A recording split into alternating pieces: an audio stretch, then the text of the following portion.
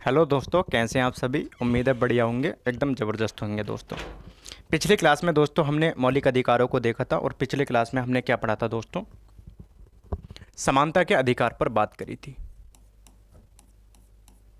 समानता के अधिकार पर बात करी थी और उसके बाद दोस्तों हम किस पर बात कर रहे थे, स्वतंत्रता के अधिकार पर बात कर रहे थे। किस पर बात कर रहे थे दोस्तों, स्वतंत्रता के अधिकार पर बात कर रहे थे। समानता का अधिकार दोस्तों 14 से लेकर 18 तक था, जबकि स्वतंत्रता के अधिकार की बात करते हैं तो दोस्तों 19 से लेकर 22 तक स्वतंत्रता के अधिकार की बात की गई थी।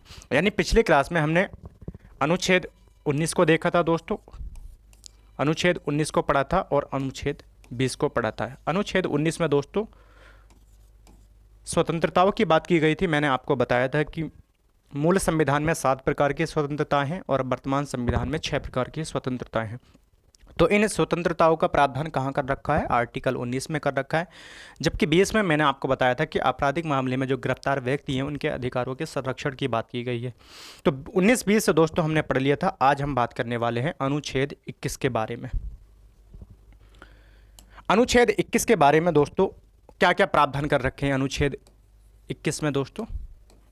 अनुच्छेद 21 की हम बात करते हैं तो दोस्तों किसकी बात करता है ये बात करता है प्राण एवं दैहिक स्वतंत्रता की। दैहिक स्वतंत्रता की बात करता है। किसकी बात करता है दोस्तों, प्राण एवं दैहिक स्वतंत्रता की बात करता है। यानी जीवन के अधिकार की ये क्या है, बात करता है दोस्तों। अनुच्छेद 21 में दोस्तों कहा गया है कि किसी भी व्यक्ति को किसी भी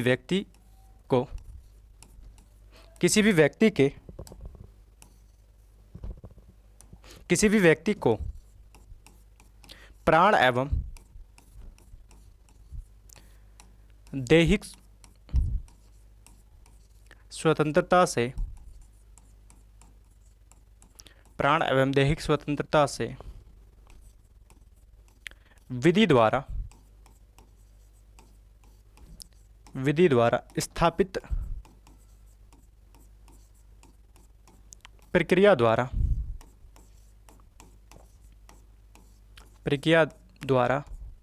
वंचित किया जा सकता है।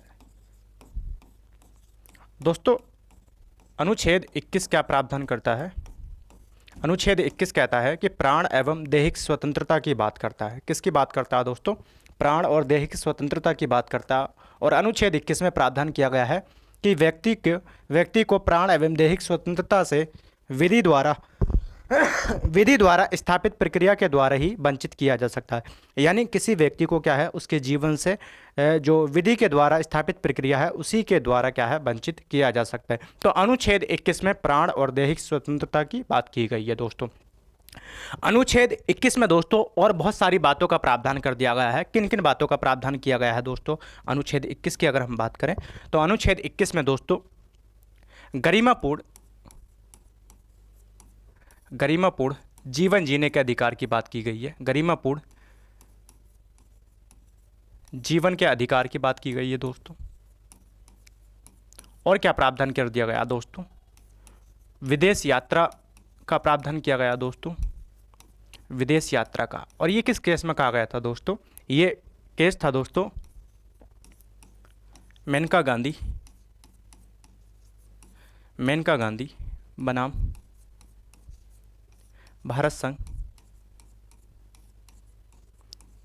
1978 में सुप्रीम कोर्ट के एक जजमेंट के माध्यम से दोस्तों जो विदेश जाने का अधिकार है दोस्तों, ये भी एक तरह से क्या है, फंडामेंटल राइट्स है। और अनुच्छेद 21 में क्या है, इसका प्रावधान किया गया है दोस्तों। निजता का अधिकार भी दोस्तों, निजता का अधिकार भी दोस्तों क्या है, अनुच्छेद 21 के तहत कैसा अधिकार है, मौलिक अधिकार है दोस्तों। और ये किस केस में कहा गया था दोस्तों, ये कहा गया था पुट्टास्वामी बनाम भारत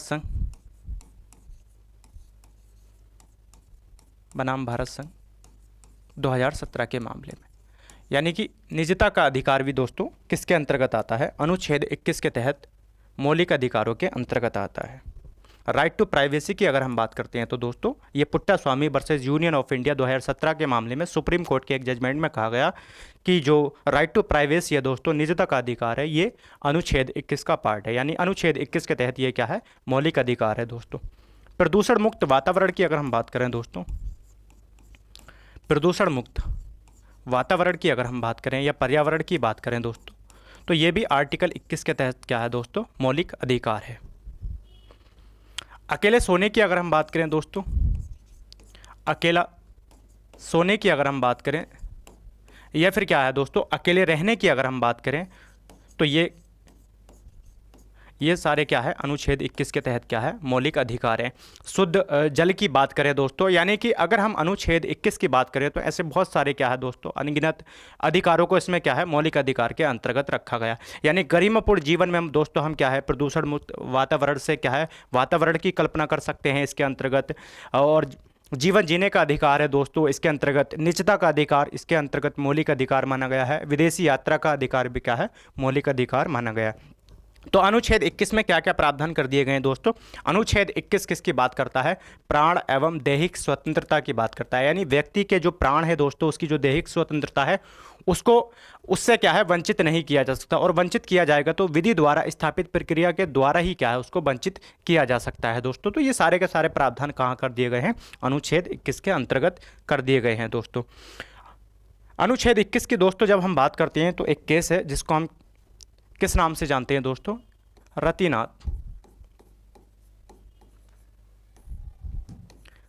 बनाम भारत संघ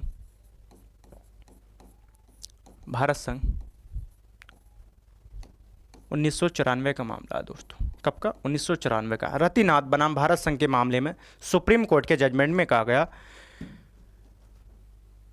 कि आत्महत्या का अधिकार दोस्तों, आत्महत्या का अधिकार दोस्तों, आर्टिकल 21 के तहत कैसा अधिकार है दोस्तों, ये मौलिक अधिकार है। कैसा अधिकार माना गया था दोस्तों, इसको मौलिक अधिकार माना गया था। यानी आर्टिकल 21 के तहत ये प्रावधान कर दिया गया था दोस्तों, ज्ञान कौर बनाम रतिनाथ बनाम भारत संघ 1994 के मामले में सुप्रीम कोर्ट के जजमेंट में ये कहा गया था कि जो आत्महत्या का अधिकार है दोस्तों, वो क्या है, अनुच्छेद 21 के तहत मौलिक अधिकार है। लेकिन दोस्तों इसका दूसरा केस की अगर हम बात करते हैं तो दूसरा केस है हमारा ज्ञान कौर बनाम पंजाब राज्य,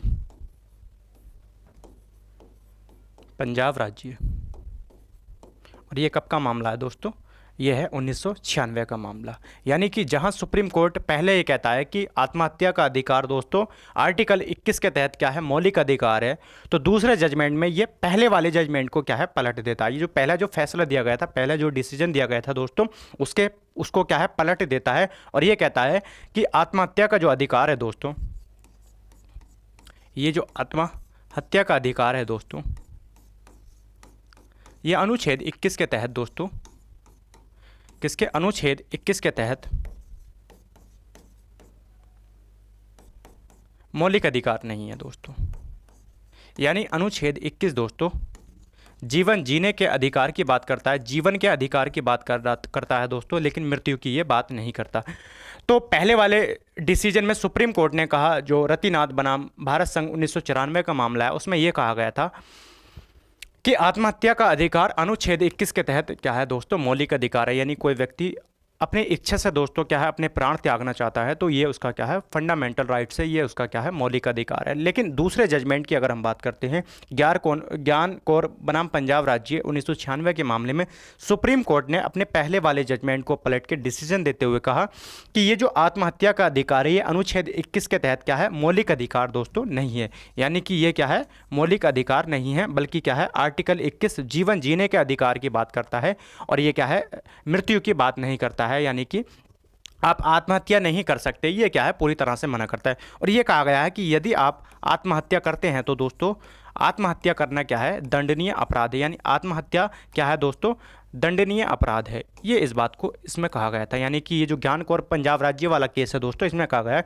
कि आत्महत्या का जो अपराध है दोस्तों, कैसा अपराध है, दंडनीय है। आत्महत्या क्या है, दंडनीय अपराध है दोस्तों।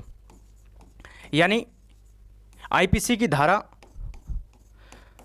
309 और दोस्तों क्या है 306 के तहत क्या है ये दंडनीय अपराध है। यानी 309 की अगर हम बात करते हैं तो इसका मतलब है कोई व्यक्ति आत्महत्या करने का प्रयास करता है तो दोस्तों उसको किसके तहत सजा दी जाएगी, उसको आईपीसी की धारा 309 के तहत क्या है दोस्तों सजा दी जाएगी। और कोई व्यक्ति क्या है किसी व्यक्ति को दोस्तों किसी दूसरे व्यक्ति को आत्महत्या करने के लिए उकसाता है, आत्महत्या करने के लिए उकसाता है तो किसके तहत सजा दी जाएगी दोस्तों, आईपीसी की धारा 306 के तहत क्या है उसको सजा दी जाएगी। तो पहले वाले केस में तो सुप्रीम कोर्ट ने कहा कि भाई आत्महत्या का अधिकार दोस्तों आर्टिकल 21 के तहत मौलिक अधिकार है, लेकिन दूसरे जजमेंट में दोस्तों सुप्रीम कोर्ट ने अपने पहले वाले जजमेंट को पलट दिया। पहले वाला जो निर्णय था उसको क्या है पलट कर कहा कि भाई ज्ञान कौर बनाम पंजाब राज्य के केस में कि आत्महत्या का अधिकार आर्टिकल 21 के तहत मौलिक अधिकार नहीं है, ये क्या है फंडामेंटल आपका राइट्स नहीं है दोस्तों, क्योंकि आर्टिकल 21 दोस्तों जीवन जीने के अधिकार देता है, ये क्या है मरने का अधिकार आपको नहीं देता है।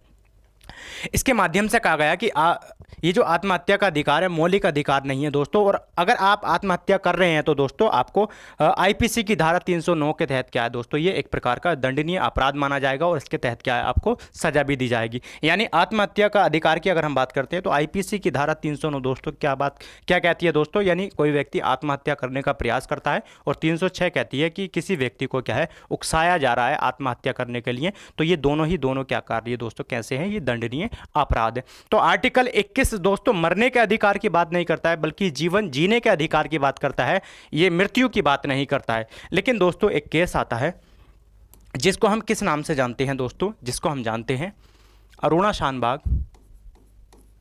अरुणा रामचंद्र शानबाग, अरुणा रामचंद्र शानबाग बनाम भारत संघ। और कब का केस है दोस्तों ये केस है दोस्तों 2011 का। 2011 में दोस्तों सुप्रीम कोर्ट डिसीजन देता है और इच्छा मृत्यु यूथेनेसिया की दोस्तों क्या है परिभाषा को देता है। इच्छा मृत्यु क्या होती है दोस्तों, इच्छा मृत्यु की बात करता है दोस्तों। इच्छा मृत्यु क्या होती है दोस्तों, इच्छा मृत्यु की अगर हम बात करें तो कोई व्यक्ति असाध्य रोग से पीड़ित है, कैसे असाध्य रोग से पीड़ित है दोस्तों, पीड़ित है और क्या है कष्ट से बचने के लिए, किससे बचने के लिए दोस्तों, कष्ट से बचने के लिए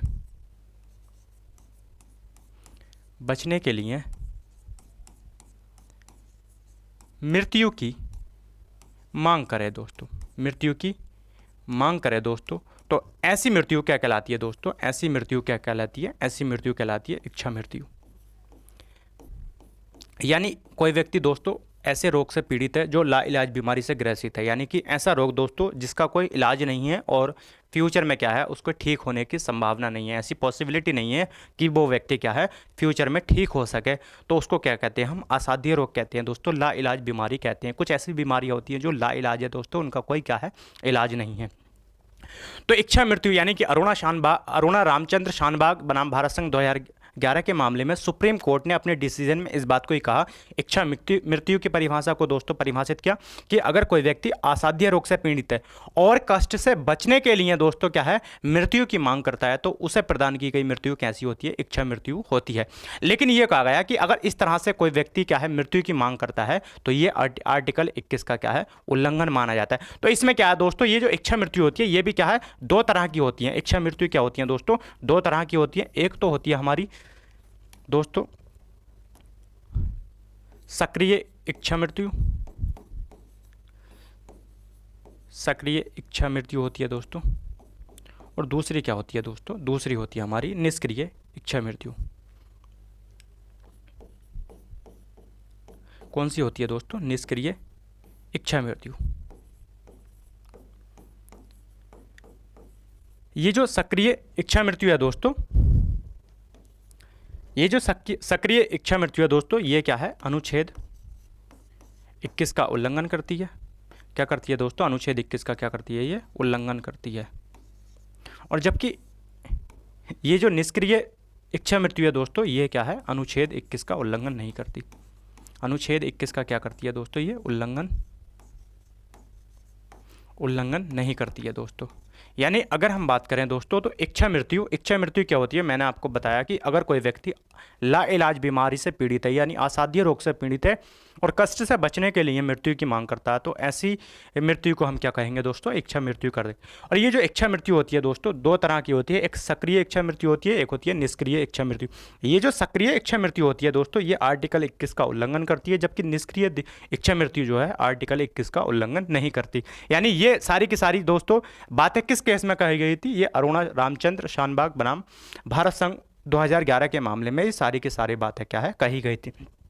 ये सक्रिय इच्छा मृत्यु क्या होती है, इसमें कहा गया है दोस्तों, इस मामले में कहा गया कि अगर कोई व्यक्ति असाध्य रोग से पीड़ित है, कैसा दोस्तों, यानी कि लाइलाज बीमारी से क्या है ग्रसित है, असाध्य रोग से क्या है दोस्तों पीड़ित है और कष्ट से बचने के लिए दोस्तों क्या है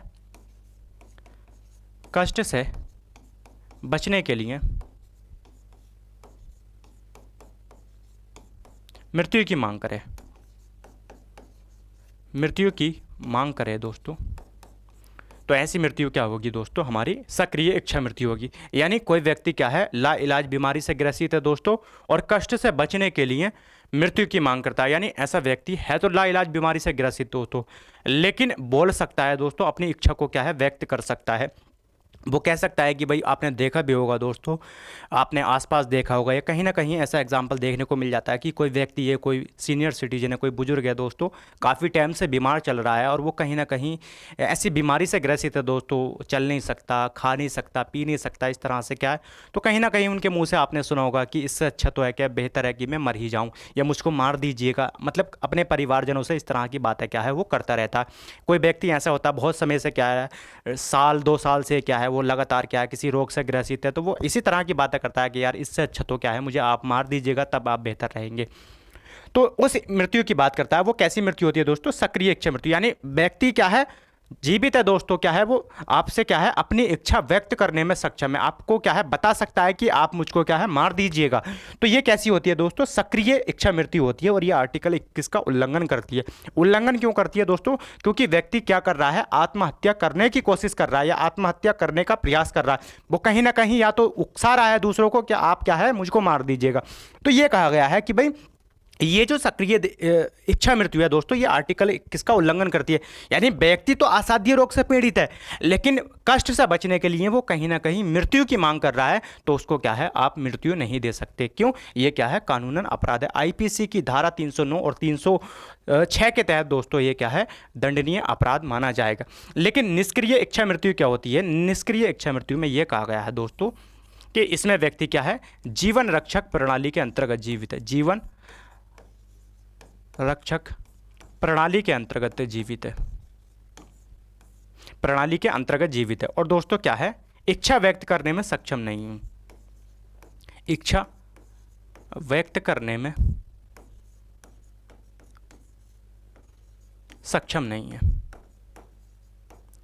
नहीं है दोस्तों। यानी कि निष्क्रिय इच्छा मृत्यु क्या होती है दोस्तों, व्यक्ति क्या है जीवन रक्षक प्रणाली के अंतर्गत जीवित है और इच्छा व्यक्त करने में सक्षम नहीं है। आपने मुन्ना भाई MBBS मूवी देखी होगी दोस्तों, उसमें आनंद भाई जो हैं दोस्तों वो क्या है अपनी इच्छाओं को व्यक्त करने में सक्षम नहीं होते। डॉक्टर लेकर आता है व्हील चेयर पर, उनसे कहता है ना कि ये जो सब्जेक्ट है दोस्तों ये पिछले 12 सालों से क्या है इसकी बॉडी में कोई मूवमेंट नहीं हुआ है और भारत जैसे देश में जहाँ पर दोस्तों क्या है मेडिकलों की कमी है, बेडों की कमी है, तो ऐसे पेशेंट को रखना क्या है मुश्किल हो जाता है, डॉक्टर कहता है मुन्ना भाई MBBS में। तो उसी मामले में दोस्तों अरुणा शानबाग रामचंद्र की अगर हम बात करते हैं तो ये मामला क्या था दोस्तों, ये मामला ये था दोस्तों, ये अरुणा शानबाग नाम की एक लड़की थी दोस्तों जो कि मुंबई के एक हॉस्पिटल में नर्स का काम करती थी दोस्तों। और काम करने के बाद दोस्तों ड्यूटी ख़त्म होने के बाद ये बेसमेंट में आती है और कपड़े चेंज करती है। वहीं पर क्या एक लड़का होता है दोस्तों, जो वार्ड मेंबर होता है दोस्तों वो सोहन लाल नाम का लड़का होता है और वो क्या है इसका रेप कर देता है और इसके गले में दोस्तों चैन बांध के क्या है इसको बांध देता है। तो उससे क्या होता है इसकी जो ये गले की दोस्तों दिमाग की जो नसें होती हैं दोस्तों वो क्या यहाँ से ब्लॉक हो जाती हैं और ये लड़की कोमा में चली जाती है।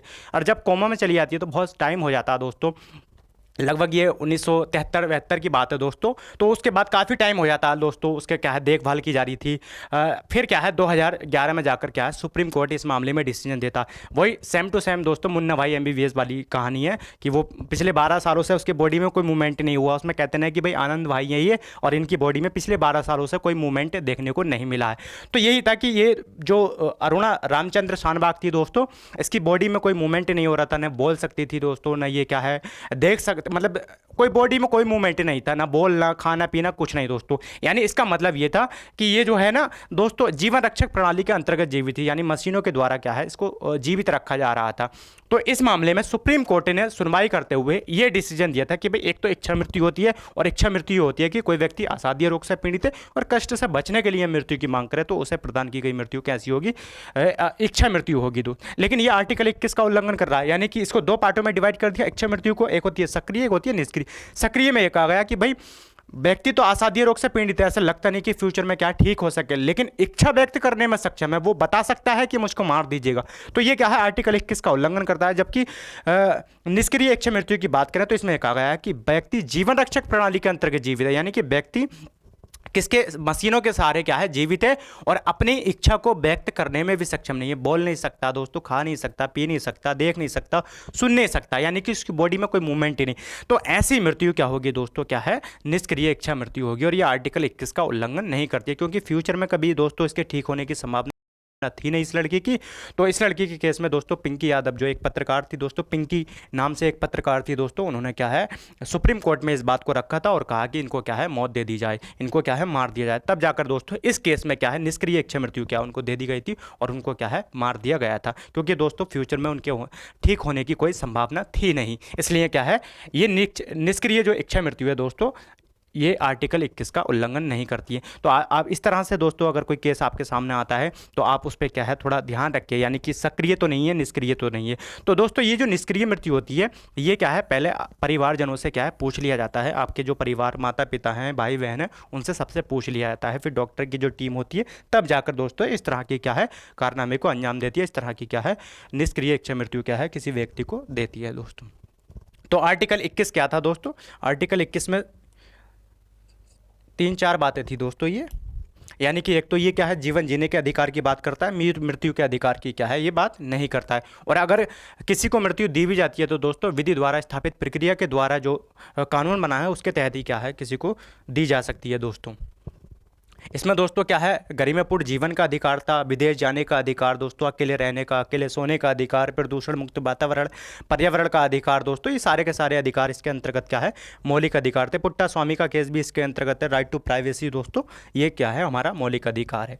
रतिनाथ के केस में जहाँ सुप्रीम कोर्ट ने कहा कि भाई आर्टिकल 21 के तहत मौलिक अधिकार है, वहीं दूसरे केस में क्या है इसको पलट देता है दोस्तों जजमेंट में और कहता है कि ये आईपीसी की धारा 309 के तहत क्या है दंडनीय अपराध। और ये अरुणा रामचंद्र शानबाग के केस में दोस्तों क्या है सुप्रीम कोर्ट पूरी की पूरी क्या है इसकी परिभाषा को परिभाषित करता है। दोस्तों अगला आर्टिकल है हमारा अनुच्छेद 22। कौन सा आर्टिकल है दोस्तों अगला, अनुच्छेद 22। और अनुच्छेद 22 में दोस्तों किसकी बात की गई है, अनुच्छेद 22 में दोस्तों गिरफ्तारी की बात की गई है। किसकी बात की गई है दोस्तों, गिरफ्तारी की बात की गई है। और कैसी गिरफ्तारी, एक तो होती है दंडात्मक गिरफ्तारी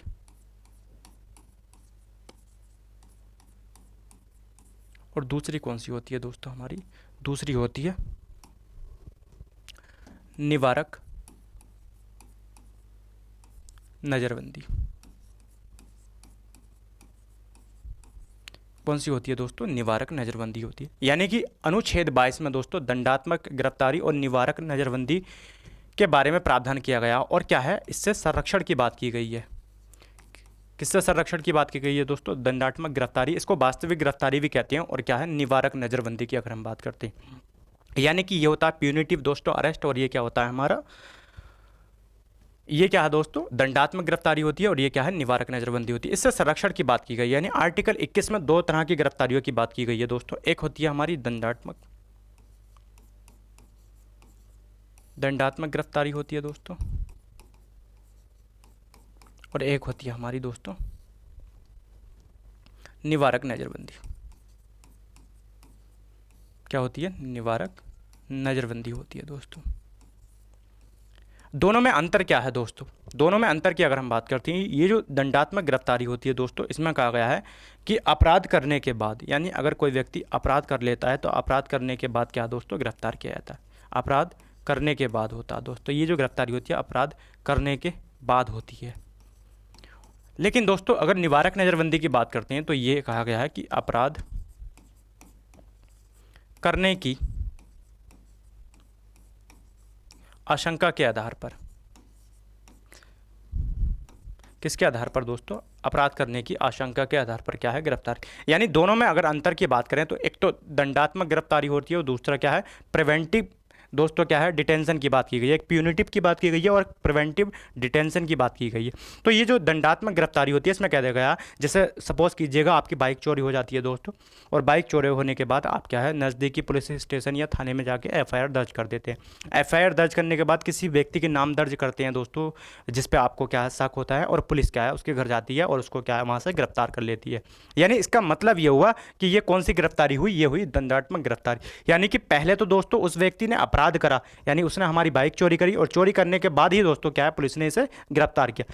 जबकि निवारक नज़रबंदी की अगर हम बात करते हैं तो दोस्तों उसमें ऐसा मामला देखने को नहीं मिलता। उसमें यह कहा गया है कि किसी व्यक्ति ने अपराध नहीं किया गया है, किसी व्यक्ति ने अपराध नहीं किया है, लेकिन दोस्तों अपराध करने की आशंका के आधार पर क्या है? उसको गिरफ्तार किया गया।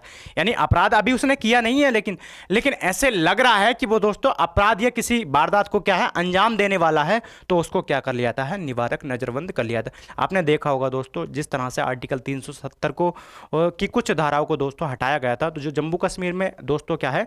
माहौल उस समय थोड़ा गर्म था दोस्तों। तो ऐसे कुछ नेता थे दोस्तों जिसको क्या है? पहले ही क्या कर लिया गया था? नज़रबंद कर लिया गया था। तो वो क्या था दोस्तों? वो कैसी थी? हमारी निवारक नज़रबंदी थी।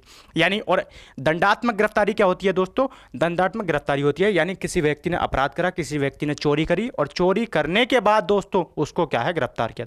लेकिन ऐसे व्यक्ति के पास कुछ अधिकार होते हैं दोस्तों, ऐसे व्यक्ति के पास क्या है? कुछ अधिकार होते हैं। यानी ये जो दंडात्मक गिरफ्तारी है दोस्तों, ऐसे व्यक्ति के पास कुछ अधिकार होते हैं। जैसे दोस्तों अगर हम बात करते हैं तो इसमें इसके बारे में कहा गया है कि दोस्तों गिरफ्तारी के क्या बताने पड़ेंगे? कारण बताने पड़ेंगे। क्या बताने पड़ेगा दोस्तों? कारण बताने। यानी कि पुलिस अगर किसी व्यक्ति को ऐसे मामले में, यानी दंडात्मक गिरफ्तारी के मामले में गिरफ्तार करती है तो सबसे पहले उसे कारण बताने, यानी पुलिस आई दोस्तों, किसी ने मोबाइल चोरी कर लिया, और मोबाइल चोरी करने के बाद हमने एफआईआर कर दी उसके नाम की, और पुलिस उसके घर गई और उसको क्या है? उठाने के लिए चली गई। अब जरा सी बात है, पुलिस उसको पकड़ेगी तो वो पूछेगा पुलिस से कि भाई आप मुझे क्यों उठा रहे हैं? कुछ तो पूछेगा, तो उसका रीज़न बताना पड़ेगा भाई कि आपने मेरा मतलब मैंने ऐसा क्या जुर्म कर लिया जो आप मुझे पकड़ के लेके जा रहे हैं। तो इस गिरफ्तारी की, अगर दंडात्मक गिरफ्तारी की बात करते हैं तो उसमें कारण बताने पड़ेंगे। पुलिस को बताना पड़ेगा कि भाई आपने फला व्यक्ति का मोबाइल चोरी किया है और आप चलिएगा, वहीं पे आपसे क्या है? सही तरह से आपकी क्या है? खातिरतवाजी होगी। तो ये क्या है? कारण बताने पड़ेंगे। इस मामले में कारण बताने पड़ेंगे। और इस मामले में क्या अधिकार है दोस्तों? उसे अपने मनपसंद, जो भी उसे लगे, अपने मनपसंद क्या है? वकील से, मनपसंद वकील से क्या करने का? परामर्श करने का अधिकार है। यानी कि वो अपने मनपसंद वकील को क्या है? चूज़ कर सकता है, उससे एडवाइस ले सकता है, लीगल एडवाइस ले सकता है। तो उसे मनपसंद वकील से क्या है? परामर्श करने का अधिकार है। और ये कहा गया दोस्तों ऐसे व्यक्ति को 24 घंटे के अंदर, 24 घंटे के अंदर दोस्तों क्या है? नज़दीकी जो भी डीएम होगा दोस्तों, डिस्ट्रिक्ट मजिस्ट्रेट होगा, उसके सामने क्या है? प्रस्तुत किया जाना चाहिए। यानी कि 24 घंटे के अंदर डीएम के सामने प्रस्तुत किया जाना चाहिए। सामने क्या करना चाहिए दोस्तों? प्रस्तुत किया जाना चाहिए।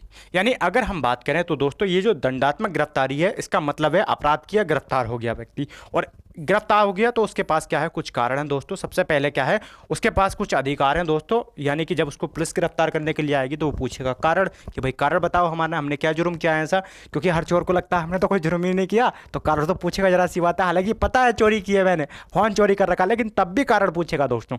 मनपसंद वकील से परामर्श करने का अधिकार है भाई, अपने मनपसंद वकील, जो भी उसे लगता हो, जिस पर उसको क्या है? विश्वास हो कि भाई ये व्यक्ति ऐसा है कि मैंने कितनी भी चोरी की है, लेकिन ये क्या है? मुझे कहीं ना कहीं न्याय दिलवागा। क्योंकि हर किसी को उम्मीद होती है, चोर को भी ऐसी लगता है कि मुझे न्याय मिलना चाहिए, मेरे साथ अन्याय हो रहा।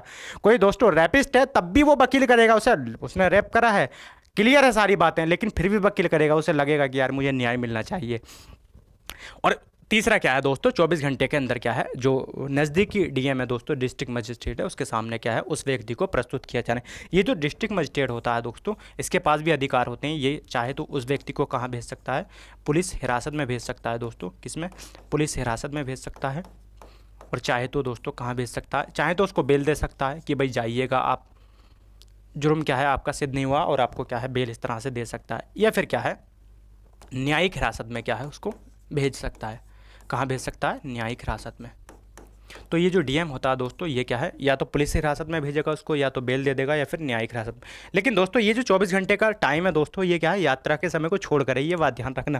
क्योंकि 24 घंटे के अंदर अंदर क्या है, जो नज़दीकी डीएम है उसके सामने प्रस्तुत करना होता है। तो ये यात्रा के समय को छोड़कर, कभी आप ये नहीं सोच लेना कि भाई आज गिरफ्तार कर लिया, पता लगे हम उत्तर प्रदेश के रहने वाले हैं और हमें गिरफ्तार करा दोस्तों मध्य प्रदेश से, अब 24 घंटे के अंदर कैसे क्या है, या फिर हमें गोवा से या महाराष्ट्र दिल्ली से गिरफ्तार, तो पुलिस कैसे क्या है 24 घंटे के अंदर क्या है नज़दीकी डीएम को क्या है आपके उसके सामने क्या है प्रस्तुत कर सकती है। तो ऐसा नहीं है, यात्रा का जो समय है उसको छोड़कर ही क्या है काउंट किया जाएगा। तो दंडात्मक गिरफ्तारी क्या होती है दोस्तों, इसका मतलब होता है कि अपराध किया, अपराध करने के बाद क्या है गिरफ्तार कर लिया। और ऐसे व्यक्ति के पास क्या अधिकार होते हैं दोस्तों, मनपसंद वकील से क्या है परामर्श कर सकता है, कारण बताने पड़ेंगे, और क्या है 24 घंटे के अंदर नज़दीकी डीएम से क्या है के सामने उसे प्रस्तुत करना पड़ेगा। निवारक नज़रबंदी मैंने आपको बता दिया, अपराध कुछ नहीं करा है दोस्तों, निवारक नज़रबंदी में उसने अपराध कुछ नहीं करा, लेकिन लग रहा है कि ये अपराध कर देगा या इसकी वजह से कुछ ना कुछ क्या है जो लोक व्यवस्था है क्या उसको नुकसान हो सकता है। तो ऐसी आशंका पर क्या है दोस्तों, ऐसे व्यक्ति को क्या कर लिया जाता है, नज़रबंद कर लिया जाता है। क्या कर लिया जाता है दोस्तों, नज़र बंद कर दिया जाता है दोस्तों।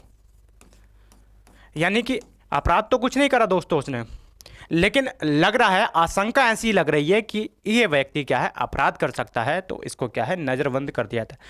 इस व्यक्ति को नज़रबंद कर दिया था। तो दोस्तों इस व्यक्ति के पास, ये जो निवारक नज़रबंदी में दोस्तों गिरफ्तार किया गया है, इस व्यक्ति के पास ये जो दंडात्मक गिरफ्तारी वाला जो व्यक्ति है, ऐसे अधिकार इसके पास नहीं होते। यानी कि जो अधिकार दोस्तों दंडात्मक गिरफ्तारी में दे रखे हैं, वो अधिकार क्या है निवारक नज़रबंदी में क्या है उसको प्राप्त नहीं होते।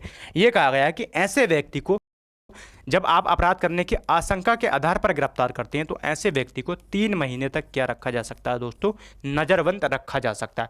यानी ऐसे व्यक्ति को 3 महीने तक क्या रख सकते हैं, नज़रबंद रख सकते हैं। लेकिन अगर 3 महीने से ज़्यादा का टाइम बढ़ाना है दोस्तों, 3 महीने से ज़्यादा का टाइम बढ़ाना है, तो टाइम बढ़ाने के लिए दोस्तों क्या है, 3 सदस्यीय क्या है, 3 सदस्यों का क्या बनाना पड़ेगा, एक सलाहकारी बोर्ड बनाना पड़ेगा। सलाहकारी क्या बनाना पड़ेगा, बोर्ड बनाना पड़ेगा दोस्तों। और ये जो बोर्ड होगा दोस्तों, इस बोर्ड के जो सदस्य होंगे, वो सदस्य कौन होंगे दोस्तों, वो सदस्य होंगे हाई कोर्ट के न्यायाधीश होने चाहिए। हाई कोर्ट के क्या होने चाहिए, न्यायाधीश होने चाहिए। या फिर दोस्तों हाई कोर्ट का न्यायाधीश बनने की योग्यता रखते हो, बनने की क्या रखते हो दोस्तों, योग्यता रखते हो। या फिर दोस्तों हाई कोर्ट के अवकाश प्राप्त न्यायाधीश होने चाहिए, न्यायाधीश होने चाहिए। यानी अगर हम बात करें दोस्तों, तो किसी व्यक्ति को कितने समय तक नज़रबंद रखा जा सकता है, मैक्सिमम 3 महीने तक नज़रबंद रखा जा सकता है। लेकिन 3 महीने के बाद ऐसा लगता है कि भाई इसके टाइम पीरियड को आगे बढ़ाया जाए, तो टाइम पीरियड इसका आगे बढ़ाने के लिए दोस्तों क्या है, एक बोर्ड का गठन करना पड़ेगा। यानी 3 सदस्यों का एक सलाहकारी बोर्ड बनाना पड़ेगा, और बोर्ड के जो सदस्य होंगे वो हाई कोर्ट के न्यायाधीश होने चाहिए। हाई कोर्ट का न्यायाधीश बनने की योग्यता रखते हो, या फिर हाई कोर्ट के जो है अवकाश प्राप्त न्यायाधीश होने चाहिए। अगर ये व्यक्ति क्या है दोस्तों सिफारिशें करते हैं कि इस व्यक्ति की जो दोस्तों नज़रबंद की जो टाइम पीरियड है उसको आगे बढ़ाया जाए, तो फिर क्या 3 महीने और क्या है बढ़ा दिया जाता है। इस तरह से क्या है और भी दोस्तों आगे बढ़ाया जा सकता है। यानी कई बार क्या है इसको बढ़ाया जा सकता है, लेकिन बढ़वाएगा कौन दोस्तों, ये जो सलाहकारी बोर्ड है इसकी सलाह पर ही क्या है बढ़ाया जा सकता है। तो दोस्तों अनुच्छेद 22 किसकी बात करता है दोस्तों, गिरफ्तारी की बात करता है। और गिरफ्तारी 2 तरह से होती है, एक होती है दंडात्मक दोस्तों प्यूनिटिव गिरफ्तारी, और एक होती है क्या है दोस्तों निवारक नज़रबंदी। एक क्या होती है दोस्तों, निवारक नज़रबंदी होती है। ये जो दंडात्मक गिरफ्तारी होती है दोस्तों, इसमें यह कहा गया है कि अपराध करने के बाद व्यक्ति को गिरफ्तार किया जाता है, और ऐसे व्यक्ति के पास कुछ अधिकार होते हैं कि सबसे पहले उसको कारण बताया जाएगा कि आपको क्यों गिरफ्तार किया रहा है। उसके पास ऐसे अधिकार है कि वो मनपसंद वकील से परामर्श कर सकता है और 24 घंटे के अंदर उसे नज़दीकी डीएम के समक्ष क्या है प्रस्तुत करना पड़ेगा दोस्तों। जबकि ये जो निवारक नज़रबंदी है इसमें क्या है अपराध करने की आशंका के आधार पर व्यक्ति को गिरफ्तार किया जाता है और उसको मैक्सिमम 3 महीने तक नज़रबंदी रखा जा सकता है।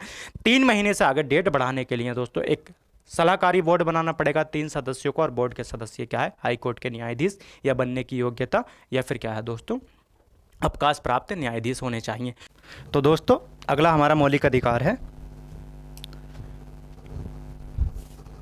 शोषण के विरुद्ध अधिकार।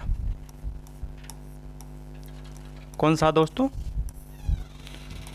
शोषण के विरुद्ध अधिकार।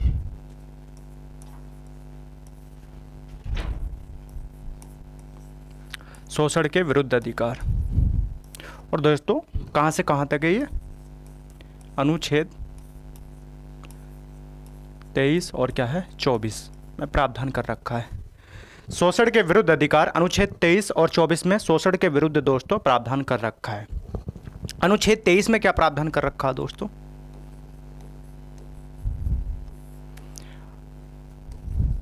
अनुच्छेद 23 में दोस्तों मानव का दुर्व्यापार, मानव का दुर्व्यापार और दोस्तों किस पर? बलात्श्रम और बेगार प्रथा पर क्या है दोस्तों रोक की बात की गई है। किस पर? बेगार पर क्या है रोक की बात की गई है।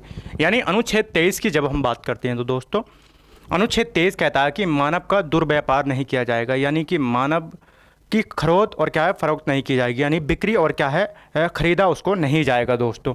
बलात्संग यानी कि किसी भी व्यक्ति से दोस्तों बलपूर्वक कार्य नहीं कराया जाएगा। और बेगार प्रथा इसका मतलब यह है कि दोस्तों जो भी न्यूनतम मजदूरी है उसको देनी पड़ेगी, यानी विदाउट पैसे के दोस्तों बिना पैसे के उससे क्या है काम नहीं कराया जाएगा, वर्क नहीं कराया जाएगा। तो यहाँ पर कहा गया दोस्तों मानव दुर्व्यापार नहीं किया जाएगा। इसका मतलब है दोस्तों यानी इंसानों को खरीदा और क्या दोस्तों बिक्री नहीं की जाएगी। खरीदा और क्या है बिक्री नहीं की जाएगी, यानी किसी भी इंसान को खरीदा नहीं जाएगा, किसी भी इंसान को क्या है बेचा नहीं जाएगा, उस पर पूरी तरह से क्या है प्रतिबंध लगाने का काम करता है आर्टिकल 23। आर्टिकल 23 में और क्या प्रावधान कर रखे हैं दोस्तों? मानव का दुर्व्यापार नहीं किया जाएगा, यानी इंसानों को ना ही बेचा जा सकता है और ना ही क्या है खरीदा जा सकता है। दोस्तों महिलाओं और बच्चों के साथ दोस्तों कैसा व्यवहार नहीं किया जाएगा दोस्तों? अनैतिक। कैसा व्यापार नहीं किया जाएगा दोस्तों? अनैतिक दुर्व्यापार नहीं किया जाएगा। क्या नहीं किया जाएगा दोस्तों? अनैतिक दुर्व्यापार नहीं किया जाएगा, यानी महिलाओं और बच्चों को क्या है वेश्यावृत्ति जैसे कामों में नहीं धकेला जाएगा। कहाँ पे दोस्तों? वेश्यावृत्ति जैसे कार्यों में नहीं धकेला जाएगा। वेश्यावृत्ति जैसे कार्यों में क्या है नहीं धकेला जाएगा, यानी महिलाओं और बच्चों का क्या है दुर्व्यापार नहीं किया जाएगा। और दोस्तों आर्टिकल 23 क्या है देवदासी प्रथा को भी समाप्त करता है। किसको? देवदासी प्रथा को पूरी तरह से समाप्त करता है। और किसको समाप्त करता है दोस्तों? दासी प्रथा को समाप्त करता है। किसको? दासी प्रथा को समाप्त करता है। यानी अगर हम आर्टिकल 23 की बात करते हैं तो दोस्तों आर्टिकल 23 में कुछ बातों को मेंशन किया गया है। इसमें मानव के दुर्व्यापार पर प्रतिबंध लगाया गया है दोस्तों, और दूसरा बलात् श्रम यानी कि बलपूर्वक उससे कार्य नहीं कराया जाएगा, और तीसरा क्या है, बेगार प्रथा की बात की गई है। यानी बलात् श्रम के अंतर्गत ही बेगार प्रथा आ जाता है, तो इस पर भी क्या है, पूरी तरह से प्रतिबंध लगाया गया है। मानव का दुर्व्यापार क्या होता है दोस्तों? मानव का दुर्व्यापार होता है दोस्तों, इंसानों को खरीदा और क्या है, बिक्री नहीं की जाएगी। ना ही इंसानों को खरीदा जा सकता है, ना ही इंसानों को क्या है, बेचा जा सकता है। यानी इस पर पूरी तरह से प्रतिबंध लगाने का कार्य कौन करता है? आर्टिकल 23 करता है। यानी आर्टिकल 23 ये कहता है कि आप किसी भी परिस्थिति में किसी भी व्यक्ति को ना तो खरीद सकते हैं और ना ही क्या है, बेच सकते हैं किसी भी उद्देश्य की पूर्ति के लिए। यानी ऐसा नहीं है कि आप किसी को क्या है, अपने यहाँ पर नौकर के रूप में क्या है, खरीद लेते हैं। उस समय क्या है दोस्तों, दासी प्रथा थी, क्या है, महिलाओं को क्या है, राजा महाराजाओं के द्वारा क्या है, खरीद लिया जाता है, या गुलामों को क्या है, अपने यहाँ पर कुछ कार्य करने के लिए खरीद लिया जाता था। या उस समय क्या है दोस्तों, नाचने के लिए क्या है, दासियों को क्या है, खरीद लिया था। तो ऐसी प्रथा को पूरी तरह से क्या है, समाप्त कर दिया गया है। देवदासी प्रथा को समाप्त कर दिया गया है। और महिलाओं और बच्चों के साथ क्या है, अनैतिक दुर्व्यापार नहीं होगा। यानी महिलाओं और बच्चों को क्या है, खरीदा और बेचा नहीं जा सकता, और महिलाओं और बच्चों को क्या है दोस्तों, वेश्यावृत्ति जैसे क्या है, कार्यों में नहीं धकेला जाएगा। तो ये आर्टिकल 23 पूरी तरह से प्रतिबंध करता है दोस्तों मानव के दुर्व्यापार पर। और एक अनुच्छेद दोस्तों, अनुच्छेद 35 की अगर हम बात करते हैं, तो अनुच्छेद 35 ये कहता है कि संसद के पास ऐसे अधिकार है कि संसद मौलिक अधिकारों से संबंधित क्या है, कुछ अधिनियम भी बना सकती है। तो संसद ने आर्टिकल 35 का प्रयोग करके दोस्तों क्या है, इन सारी बातों को प्रतिबंध कर दिया गया है आर्टिकल 23 में, और इनके क्या है, खिलाफ सजा का प्रावधान कर दिया गया है दोस्तों। किस एक्ट के माध्यम से? यहां पर दोस्तों क्या है, मानव दुर्व्यापार अनैतिक मानव दुर्व्यापार अनैतिक मानव दुर्व्यापार रोकथाम अधिनियम लाया गया था दोस्तों। ये कब बनाया गया था? 1956 में। यानी इस एक्ट के माध्यम से दोस्तों, अगर किसी मानव का कोई अनैतिक दुर्व्यापार करता है दोस्तों, या किसी व्यक्ति को क्या है, खरीदता है, बेचता है, तो इस एक्ट के माध्यम से क्या है, सजा का प्रावधान कर दिया गया है। यानी इससे क्या है, ये जो एक्ट है अनैतिक मानव दुर्व्यापार रोकथाम अधिनियम दोस्तों 1956 का, इस एक्ट के माध्यम से जहां पर वेश्याशाला वगैरह चल रही है, जहां पर दोस्तों वेश्यावृत्ति का काम हो रहा, उस पर पूरी तरह से प्रतिबंध लगाने का काम करता है। कौन सा एक्ट? अनैतिक मानव दुर्व्यापार रोकथाम अधिनियम 1956 का। ये जो एक्ट है दोस्तों क्या है, वेश्यावृत्ति के काम पर क्या है, रोक लगाने का रोक लगाता है दोस्तों। पूरी तरह से क्या, उसको प्रतिबंध करने का कार्य करता है, क्योंकि इसके माध्यम से सजा का प्रावधान कर दिया गया है। तो दोस्तों मानव का दुर्व्यापार नहीं किया जाएगा। और दूसरी बात क्या लिखी गई है इसमें दोस्तों? दूसरी बात क्या है, बलात्श्रम की बात की गई है। किसकी? बलात्श्रम की। बलात्श्रम की बात की गई है, या दोस्तों क्या है, वेगार प्रथा पर रोक की बात की गई है। किस पर दोस्तों? वेगार प्रथा पर क्या है, रोक की बात की गई है। बलात्श्रम का मतलब क्या होता है दोस्तों? ये जो बलात्श्रम है दोस्तों, इसका मतलब होता है कि किसी से भी क्या है, बलपूर्वक कार्य नहीं कराया जा सकता। बलपूर्वक, या ऐसा मान लीजिएगा मर्जी के खिलाफ, यानी उस व्यक्ति के मर्जी के विरुद्ध क्या है, उससे कार्य नहीं कराया जा सकता। यानी किसी व्यक्ति की क्या है, उस कार्य करने को मर्जी नहीं है, और उसके विरुद्ध दोस्तों बलपूर्वक या मर्जी के खिलाफ क्या है दोस्तों, कार्य नहीं कराया जा सकता। किसी भी व्यक्ति से क्या है, ये पूरी तरह से क्या है, प्रतिबंध करता है। वेगार प्रथा की अगर हम बात करें, तो वेगार प्रथा का मतलब होता है दोस्तों, बिना पैसे के किसी भी व्यक्ति से क्या है, बिना पैसे के किसी भी व्यक्ति से कार्य नहीं करा सकते। किसी भी व्यक्ति से दोस्तों क्या है, आप कार्य नहीं करा सकते। किसी भी व्यक्ति से क्या नहीं करा सकते दोस्तों, कार्य नहीं करा सकते। तो दोस्तों आर्टिकल 23 क्या क्या प्रावधान करता है? आर्टिकल 23 कहता है दोस्तों, एक तो हमारी बात करता है किसकी दोस्तों, एक बात करता है हमारी मानव दुर्व्यापार की, और दूसरा क्या है, बलात्श्रम की बात करता है दोस्तों। तो बलात्श्रम का मतलब होता है कि आप किसी से भी बलपूर्वक या उसकी इच्छा के विरुद्ध क्या है, उससे कार्य नहीं करा सकते दोस्तों, और बिना पैसों के किसी भी व्यक्ति से कार्य नहीं करा सकते। बेगार प्रथा का मतलब होता है दोस्तों। इसके लिए संसद ने कानून भी बना रखे हैं। एक बना रखा है हमारा बंधुआ मजदूरी उन्मूलन अधिनियम 1976। कब का बना रखा दोस्तों? ये बंधुआ मजदूरी उन्मूलन अधिनियम 1976।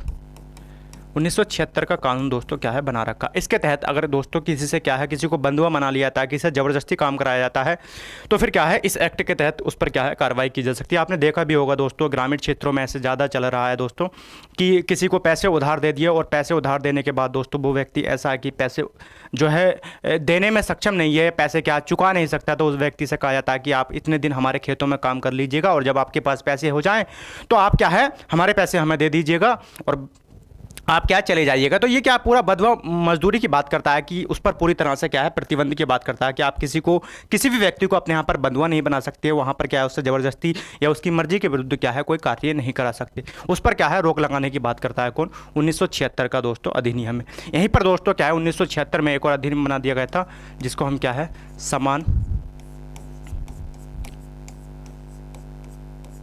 पारिश्रमिक अधिनियम के नाम से जानते हैं। ये अधिनियम भी कब बनाया गया था दोस्तों, 1976 में बनाया गया था और इसके माध्यम से ये कह दिया गया था कि समान कार्य के लिए दोस्तों समान वेतन दिया जाएगा। ऐसा नहीं है कि किसी आधार पर किसी व्यक्ति के साथ कोई भेदभाव किया जाएगा। दोस्तों ऐसा आपने देखा होगा कि भाई कहीं पे पुरुष और क्या है महिलाएं काम कर रही हैं तो महिलाओं को कम पैसे दिए जाते हैं और पुरुषों को ज़्यादा पैसे दिए जाते हैं। तो इस एक्ट के माध्यम से समान पारिश्रमिक अधिनियम 1976 के माध्यम से ये प्रावधान कर दिया गया था, अगर कोई व्यक्ति समान कार्य कर रहा है तो दोस्तों उसको समान वेतन प्राप्त किया जाएगा, चाहे वो कोई भी हो, चाहे महिला हो, चाहे पुरुष हो या फिर क्या चाहे कोई और व्यक्ति की हम क्या है बात करते। तो इस एक्ट के माध्यम से क्या प्रावधान कर दिया गया था कि भेदभाव नहीं किया जाएगा किसमें, पैसे देने में। अगर रोजगार दोस्तों समान है तो यानी समान रोजगार है और समान कोई व्यक्ति काम कर रहा है तो किसी भी आधार पर उसके साथ पैसों में कोई भेदभाव नहीं किया जाएगा, पैसे क्या है उसको समान दिए जाएंगे दोस्तों, पैसे क्या दिए जाएंगे दोस्तों समान दिए जाएंगे। यहीं पर दोस्तों क्या है एक और एक्ट बनाया गया था जिसको हम क्या है न्यूनतम मजदूरी अधिनियम कहते हैं दोस्तों। ये जो न्यूनतम मजदूरी अधिनियम है ये कब का दोस्तों, ये 1948 का है और इसके माध्यम से कहा गया था कि आप किसी भी व्यक्ति से काम कराएंगे तो उसको जो न्यूनतम पैसे हैं दोस्तों वो आपको देने पड़ेंगे, यानी जो भी उसकी न्यूनतम मजदूरी बनती है उसको आपको देना ही पड़ेगा, विदाउट पैसे क्या है उससे काम नहीं करा सकते। तो बेगार प्रथा का तो मतलब यही है कि दोस्तों बिना पैसे के किसी भी व्यक्ति से आप कार्य नहीं करा सकते और ये फिक्स कर दिया गया था न्यूनतम मजदूरी अधिनियम 1948 के माध्यम से कि मिनिमम जो भी उसका प्राइस है दोस्तों, जो भी पैसे हैं दोस्तों मजदूरी के वो आपको देने पड़ेंगे, यानी कि बिना पैसे के आप किसी से भी काम नहीं करा सकते। एक और दोस्तों एक्ट बनाया गया था जिसको हम क्या है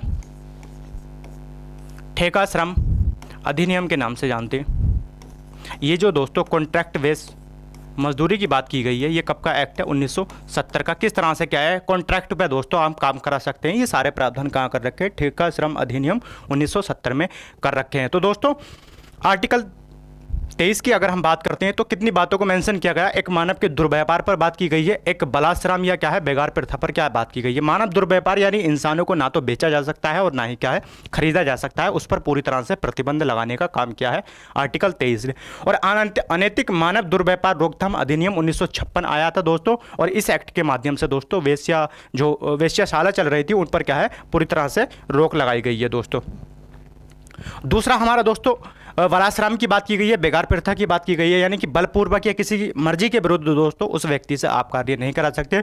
और बेगार प्रथा मतलब बिना पैसे के आप उससे काम नहीं करा सकते दोस्तों, उसको पैसे देने पड़ेंगे आपको, विदाउट पैसे क्या है उससे क्या है आप किसी प्रकार का वर्क नहीं करा सकते। बंधुआ मजदूरी उन्मूलन अधिनियम 1976 में लाया गया था और समान परिश्रम अधिनियम दोस्तों 1976 में लाया गया था। इसके माध्यम से कि किसी को बंधुआ नहीं बनाया जाएगा दोस्तों और क्या है आप किसी के साथ भेदभाव नहीं करेंगे पैसे देने में। न्यूनतम मजदूरी अधिनियम 1948 में लाया गया था कि आपको न्यूनतम पैसे देने पड़ेंगे उसकी मजदूरी के, और ठेका श्रम अधिनियम 1970 में लाया गया था। लेकिन दोस्तों आर्टिकल 23 की जब हम बात करते हैं तो आर्टिकल 23 में अपवाद है दोस्तों, यानी अनुच्छेद 23 की जब हम बात करते हैं तो 23 के 2 में दोस्तों क्या है अपवाद है। और अपवाद क्या है दोस्तों, इसमें कहा गया है कि राज्य दोस्तों राज्य सार्वजनिक हित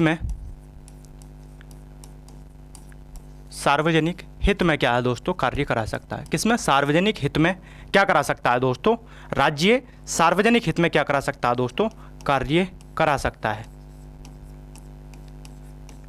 करा सकता है दोस्तों। और ऐसा हमें देखने को भी मिला था दोस्तों। यानी एक तरफ तो राज्य ये कहता है, एक तरफ तो आर्टिकल 23 ये कहता है कि भाई किसी भी व्यक्ति से क्या है, आप जबरदस्ती काम नहीं करा सकते, उसकी मर्जी के विरुद्ध काम नहीं करा सकते, उसको पैसे देने पड़ेंगे।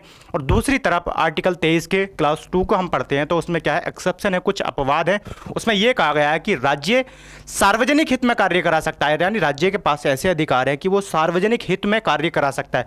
लेकिन ये जो राज्य है दोस्तों, ये राज्य जब सार्वजनिक हित में कार्य कराएगा तो भेदभाव नहीं करेगा। किस आधार पर नहीं करेगा दोस्तों? ये धर्म के आधार पर भेदभाव नहीं करेगा, जाति के आधार पर दोस्तों क्या है, भेदभाव नहीं करेगा, और किसके, वर्ग के आधार पर क्या है, भेदभाव नहीं करेगा। यानी ये राज्य दोस्तों कार्य तो करा सकता है, लेकिन क्या नहीं करेगा दोस्तों, भेदभाव को मना किया गया है कि राज्य जब भी ऐसे सार्वजनिक हित में कार्य कराएगा तो किसी भी नागरिक के साथ, किसी भी व्यक्ति के साथ दोस्तों क्या है, धर्म, जाति, वर्ग के आधार पर क्या है, कोई भेदभाव नहीं करेगा। तो इस तरह के क्या है, भेदभाव नहीं करे। और दोस्तों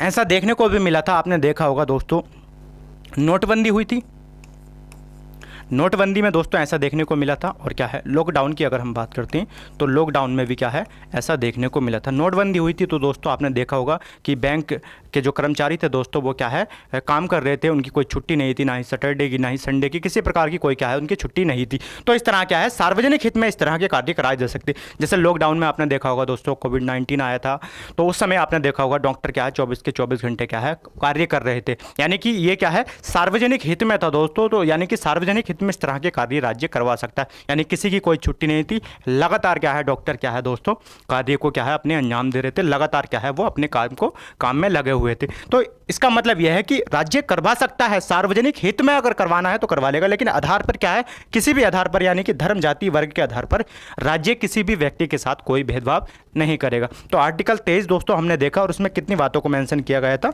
एक तो दोस्तों उसमें बालाश्रम को क्या है, मेंशन किया गया था, और दूसरा दोस्तों व्यगार प्रथा को उसमें क्या है, मेंशन किया गया था, और क्या है, मानव के दुर्व्यवहार पर क्या है, पूरी तरह से प्रतिबंध लगाने का कार्य किया था। इसके बाद दोस्तों हमारा शोषण के विरुद्ध के अधिकार के अंतर्गत दोस्तों एक और आर्टिकल है जिसको हम आर्टिकल 24 कहते हैं। और इसमें क्या प्रावधान कर रखे हैं दोस्तों, इसमें कहा गया है कि कारखानों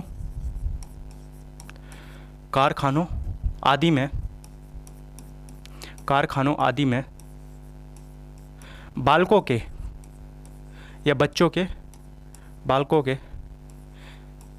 नियोजन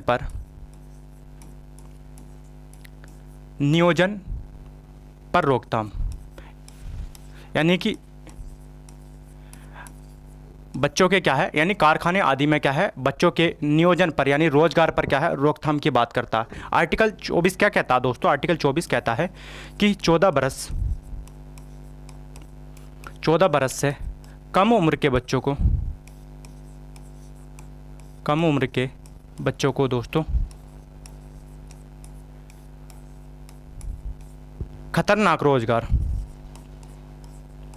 किसमें दोस्तों, खतरनाक रोजगार, और दोस्तों किसमें, कारखानों में दोस्तों क्या है, काम पर नहीं लगाया जाएगा। काम पर क्या नहीं करा जाएगा दोस्तों, नहीं लगाया जाएगा। इसका मतलब क्या है दोस्तों, इसका मतलब यह है आर्टिकल 24 क्या कहता है दोस्तों, कारखाना आदि में बालकों के नियोजन में रोकथाम की बात करता है। यानी जो बच्चे हैं दोस्तों, जिनकी उम्र क्या है 14 बरस या 14 बरस से कम है दोस्तों, उन बच्चों को कहाँ नहीं लगाया जाएगा दोस्तों, कारखानों में, या क्या है, खतरनाक रोजगार में क्या है, ऐसे बच्चों को काम पर नहीं लगाया जाएगा। यानी पूरी तरह से दोस्तों क्या है, प्रतिबंध करता है, पूरी तरह से क्या है, इसके रोकथाम की बात करता है कि भाई अगर 14 बरस या 14 बरस से कम उम्र का अगर कोई बच्चा है तो आप उसको क्या है, खतरनाक रोजगार में नहीं लेके जा सकते, और दोस्तों क्या है, कारखानों, फैक्ट्री वगैरह में क्या है, आप उसको क्या है, काम पर नहीं लगा सकते, उस पर पूरी तरह से रोकथाम की बात करता है दोस्तों। इसके लिए एक अधिनियम बनाया गया था, संसद के द्वारा एक एक्ट बनाया गया था, जिसको हम क्या है जानते हैं दोस्तों, किस नाम से जानते हैं, बाल श्रम रोकथाम अधिनियम 1986।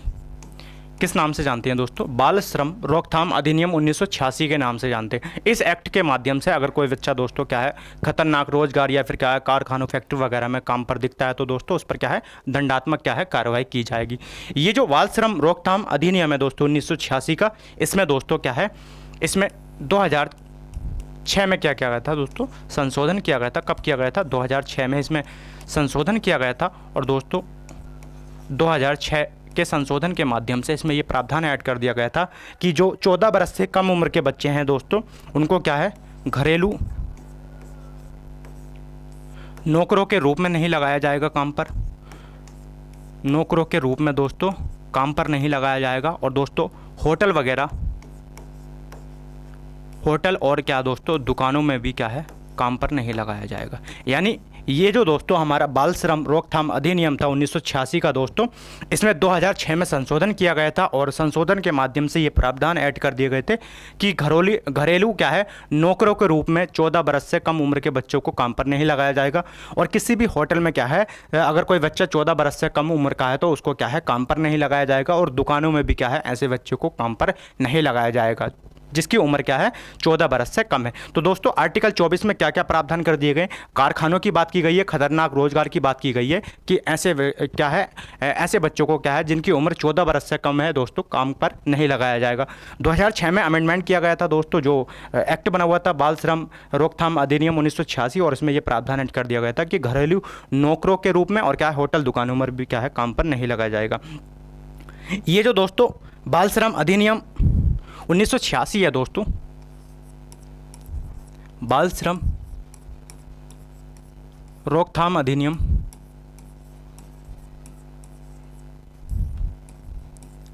1986 है दोस्तों। इसमें एक और संशोधन किया गया था दोस्तों। और कब किया गया था दोस्तों? इसमें संशोधन किया गया था 2016 में। और 2016 में जब इसमें संशोधन किया गया था तो दोस्तों 2016 के संशोधन के माध्यम से इसके नाम में क्या है, परिवर्तन कर दिया गया था। नाम क्या कर दिया गया था दोस्तों, बदल दिया गया था। और क्या नाम कर दिया गया था इसका दोस्तों नया, इसका नाम कर दिया गया था बाल एवं किशोर रोकथाम, बाल एवं किशोर श्रम रोकथाम अधिनियम 1986 क्या कर दिया गया था दोस्तों, इसका नाम बदलकर क्या कर दिया गया था 2016 में बाल एवं किशोर श्रम रोजगार अधिनियम 1986 कर दिया गया था। इसमें दो प्रावधान ऐड कर दिए गए थे दोस्तों 2016 में इसमें दो प्रावधान ऐड कर दिए गए थे। पहला प्रावधान ये कर दिया गया था कि कोई बच्चा क्या है जिसकी उम्र क्या है 14 बरस से कम है दोस्तों, 14 बरस से कम है, तो उसको क्या है किसी भी प्रकार के व्यवसायों और क्या है दोस्तों प्रक्रिया में नहीं लगाया जाएगा। किसी भी प्रकार के व्यवसायों और क्या है प्रक्रिया में नहीं लगाया जाएगा। पूरी तरह से क्या है मना कर दी गई थी, निषेध कर दिया गया था दोस्तों। तो पहला प्रावधान ये कर दिया गया था। पहला तो दोस्तों उसका नाम बदल कर क्या कर दिया गया था, बाल एवं किशोर श्रम रोकथाम अधिनियम 1986 कर दिया गया था 2016 में इसके नाम में परिवर्तन करके। और प्रावधान क्या ऐड कर दिए गए थे दोस्तों, इसमें कहा गया था कि 14 बरस से जो कम उम्र के बच्चे हैं दोस्तों उनको व्यवसायों, किसी भी प्रकार के व्यवसायों और क्या है प्रक्रिया में नहीं लगाया जाएगा। पूरी तरह से रोकथाम की बात करता है। और दूसरा दोस्तों किशोरों की बात करता है, यानी जिनकी उम्र 14 से दोस्तों 18 वर्ष के बीच में है। 18 वर्ष के किशोरों की बात की गई है दोस्तों। और इनके बारे में कहा गया था कि इनको क्या है दोस्तों कारखानों और दोस्तों किसमें खतरनाक रोजगार में दोस्तों क्या है नहीं लगाया जाएगा। यानी इनके बारे में क्या प्रावधान कर दिया गया था कि ऐसे व्यक्तियों को जिनकी उम्र क्या है दोस्तों 14 से क्या है 18 के बीच में है, यानी 14 बरस से ज़्यादा और क्या है 18 बरस से कम है या 18 बरस के हैं, तो ऐसे बच्चों को दोस्तों, ऐसे किशोरों को क्या है कारखानों और क्या है खतरनाक रोजगार में काम पर नहीं लगाया जाएगा। उसका क्या है पूरी तरह से प्रतिबंध करता है। तो दोस्तों आर्टिकल 24 की अगर हम बात करते हैं तो 24 में कारखानों में और क्या है खतरनाक रोजगार में क्या है काम पर लगाने की मना की गई है, रोकथाम की बात करता है। और कहता है कि 14 बरस से उम्र का अगर कोई उम्र का कम बच्चा है दोस्तों, तो फिर ऐसे बच्चों को क्या है काम पर नहीं लगाया जाएगा। कहाँ नहीं लगाया जाएगा दोस्तों, खतरनाक रोजगार में नहीं लगाया जाएगा और क्या है कारखानों में नहीं लगाया जाएगा। बाल श्रम रोकथाम अधिनियम 1986 के माध्यम से ये प्रावधान कर दिया गया था दोस्तों 2006 में कि घरेलू नौकरों के रूप में भी काम पर नहीं लगाया जाएगा और होटल और दुकानों में भी क्या है कि दोस्तों ऐसे बच्चों को काम पर नहीं लगाया जाएगा। बाल श्रम रोकथाम अधिनियम 1986 दोस्तों 2016 में इसका नाम बदलकर बाल एवं किशोर श्रम रोकथाम अधिनियम 1986 कर दिया गया था और दो प्रावधान इसमें ऐड कर दिए गए थे। पहला प्रावधान ये था कि 14 वर्ष से अगर कम उम्र का बच्चा है तो दोस्तों उसे किसी भी प्रकार के व्यवसाय और क्या है प्रक्रिया में नहीं लगाया जाएगा, पूरी तरह से निषेध की बात करता है, रोकथाम की बात करता है। और दूसरा प्रावधान ऐड कर दिया गया था कि 14 से 18 वर्ष के जो बच्चे हैं दोस्तों, जो किशोर हैं, उनको खतरनाक रोजगार में नहीं लगाया जाएगा और दोस्तों क्या है कारखानों पर क्या है उनको काम पर नहीं लगाया जाएगा। तो दोस्तों मिलते हैं अगली क्लास में, बने रहिएगा।